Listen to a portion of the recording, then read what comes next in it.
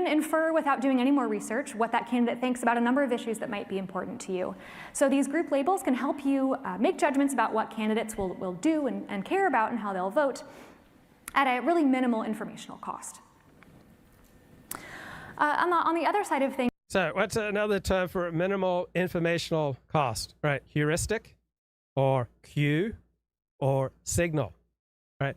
We cannot successfully navigate life without constantly reading signals. And you are constantly emitting signals, all right? From a 12-step perspective, we're all constantly transmitting. Forget 12-step, we're all constantly transmitting.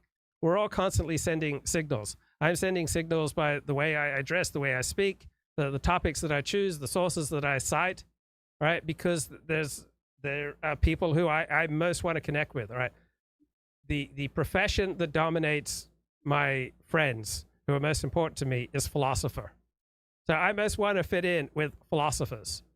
And so that acts as an attraction that leads me in certain directions so that I'm sending cues and signals in that direction that philosophy is important to me. Groups can help people make sense of issues. So I referenced the idea of estate tax reform earlier. If there were an estate tax reform proposal in Congress and someone wanted to learn whether to support or oppose that policy, they could find the bill text, or they could find a summary that someone wrote of the bill text, and they could figure out exactly what it was going to mean for people in their level of wealth. But that, again, is a lot of effort that a lot of people are not willing to exert. But if they read a news article that says the Democrats are on this side and the Republicans are on this side, wealthy people are on this side and poorer people are on this side, most people are not going to need more information than that to understand how that proposal is going to affect their life.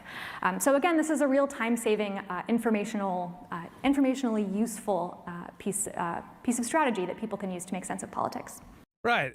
To make sense of politics or to make sense of religion or to make sense of some cultural development or some development in your profession, you simply need to read cues from the people who are important to you. If you're a quarterback, all right, you're not paying equal attention to all 11 members of the defense before you call a play, all right? Most quarterbacks, they go to the line of scrimmage with two plays. There's one that's drawn up, and then there's another one that they can audible into. And so on what basis do they audible into another play? Because they're reading cues. They're looking at where the Mike linebacker is lined up, or the captain of the defense, the member of the defense who has a headset, all right, he's the one calling the defense. So where is he lined up and how is he moving?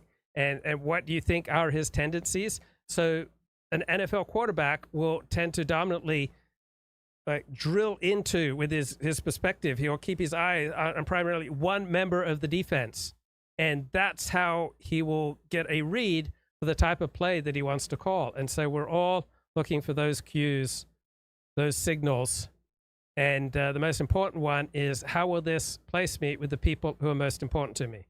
If you have good relations with the people who are most important to you, you will have a blessed and happy and effective and likely prosperous life. Just to underscore this, I want to give what I think is a really useful example. Please don't try to read all of this. I'm going to tell you what it says. So I mentioned before that when people answer the same survey question a year or two apart, they often give really different answers. And part of the reason is that when you ask people about some general... And another part of the reason is that what incentive do people have who answer these kind of surveys to give it their best effort? Right? They have virtually no incentive to give it their best effort. So these responses are likely going to be shoddy unless they are strongly incentivized to do their best. Policy like housing or the estate tax, they don't generally have clear ideas about what that means for their life, for the groups that they care about. Like we saw before, it's generally this mix of different considerations. But once people know where the parties stand on these issues, they have a much clearer sense of people like me support this and people not like me support this. And so if you look at the relationship between people's attitudes in 1 year and a year or two. People like me, right? Our groups are overwhelmingly going to be composed of people like me. Now, the social group that is most important to me is Orthodox Jews, and they are not terribly like me in some ways. All right, to the best of my knowledge, I don't have any Jewish ancestors. So it's not as though I'm just a 100% genetic determinist, right? Without having any knowledge of any Jewish ancestors, I transitioned into Orthodox Judaism, and I'm happy there. That's my primary social circle. That's the group of people who are most important to me as far as a coherent community. Wherever I go in the world, I can go to an Orthodox synagogue and I can feel at home. So it's not that genes is just 100% the answer, right? Culture plays a role, and we can assimilate into a different genetic pool if that is aligned with our personality and our preferences. Later. And you divide that up based on whether the people know where the parties stand or whether they don't. The people who know where the parties stand on the issue have a much stronger relationship between their attitudes at different times than the people who don't. And in fact, in some cases, the people who don't know where the parties stand, it's just as good as a coin flip. So what's the optimal amount of political knowledge that is necessary for your thriving in life? Like virtually none. Right? I study politics because I enjoy it. But for your average Joe, there aren't rational, self-interested reasons why they should pay much attention to politics, because they can have very little effect on politics, and it's only going to get them upset. And if you have strong opinions on politics, all right, you're very likely to fall out with other people.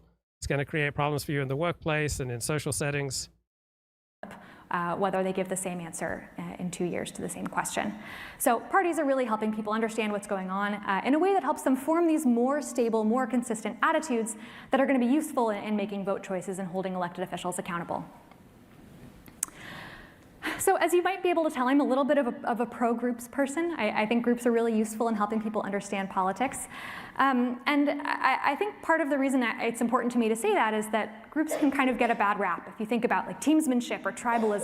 Yeah, groups get a bad rap in a highly individualist, highly liberal society like the United States of America and the Anglo world in general.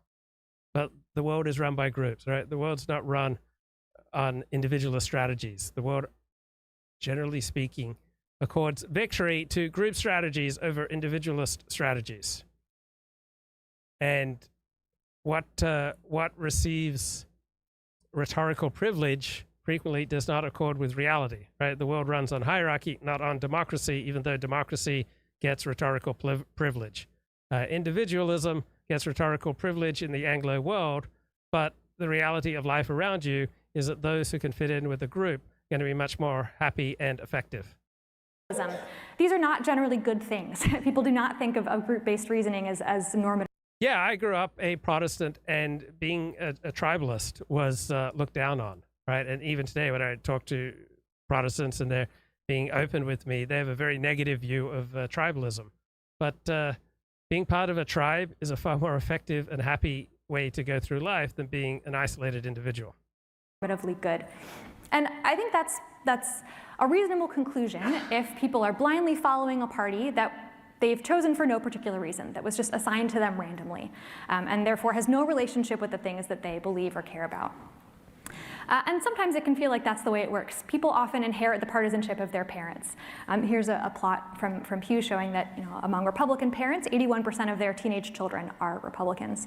So maybe if you just got your partisanship straight from your parents and are following all of its policy prescriptions, it's a little bit silly to just follow your party's beliefs.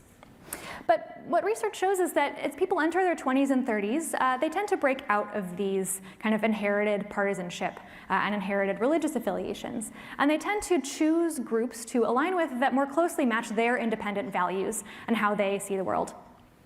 So a great example of this is partisanship. Partisanship does not change very often for people in adulthood, but for people in their 20s, it changes actually fairly frequently. And even in adulthood, important enough things can make people change their partisanship. For example, in the 1970s, abortion was not yet really an issue that was on the national partisan stage.